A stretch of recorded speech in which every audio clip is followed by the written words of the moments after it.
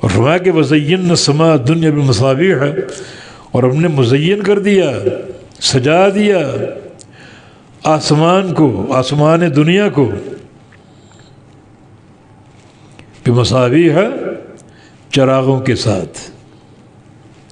مصابیح مصباح کی جمع، مصباح چراغ جس کو روشن کیجیے، تیل وغیرہ ڈال کے اس کو جلایا جائے تاکہ روشنی پیدا ہو جائے، اشارہ آسمان کے ستاروں کی طرف۔ وزینا السماء الدنیا، اور ہم نے مزین کر دیا، سجا دیا آسمان دنیا کو۔ یہ پہلا آسمان، آسمان دنیا اس لیے کہ دنیا کا معنی قریب، یہ ہمارے سب سے قریب، یہ پہلا آسمان، باقی آسمان اوپر۔ کتنا قریب ہے؟ نبی علیہ السلام کے فرمان کے مطابق 500 سال کی مسافت کا فاصلہ۔ پھر پہلے آسمان کا حجم جو اس کی ٹکیا ہے وہ بھی 500 سال کے برابر، یہ جتنا فاصلہ زمین اور آسمان کا ہے اتنا فاصلہ پہلے آسمان کے حجم کا ہے، پھر دوسرا بھی اسی طرح، تیسرا بھی اسی طرح۔ تو آسمان دنیا یہ سب سے قریبی آسمان، اس کو سجا دیا ہم نے چراغوں کے ساتھ، ان قندیلوں اور ستاروں کے ساتھ، وحفظاً، اور حفظ کے لیے، محفوظ کرنے کے لیے، محفوظ بنانے کے لیے۔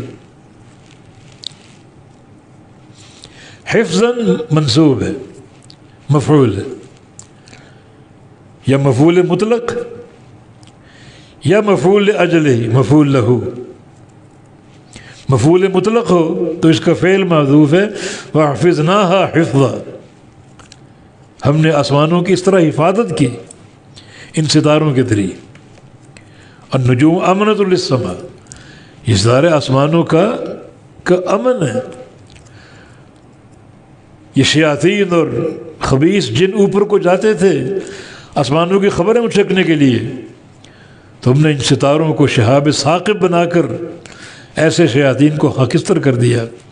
تو یہ محافظ، آسمانوں کے محافظ، آسمانوں کے پیغامات کے محافظ، اللہ تعالیٰ کی وحی کے محافظ۔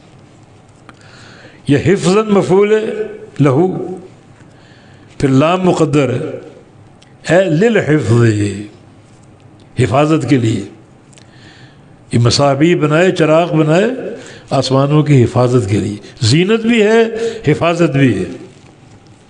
اب ستارے چمک رہے ہیں رات کو، کتنے خوبصورت ایک منظر ہوتا ہے، اور ستارے حفاظت کا ایک نظام بھی ہے۔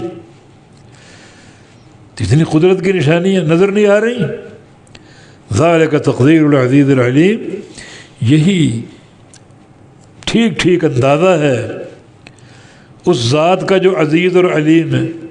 عزیز کا معنی خوب غلبے والی، اور علیم کا معنی خوب جاننے والی، ہر چیز جاننے والی۔ جو اس نے اندازہ بنایا، مقرر کیا، بالکل پورا پورا اور ٹھیک ٹھیک، کوئی چیز اس سے آگے پیچھے نہیں، نہ کوئی وقت کی تقدیم تاخیر ہے، نہ کوئی حجم کی کمی بیشی ہے۔ یہ اس ذات کا اندازہ ہے، اتنا دقیق نظام نظر نہیں آ رہا۔ کب سے سورج طلوع ہو رہا ہے، کب سے غروب ہو رہا ہے، ایک ہی وقت، کوئی تقدیم تاخیر۔ کس کا امر ہے؟ اللہ کا امر، وہ نافذ ہے۔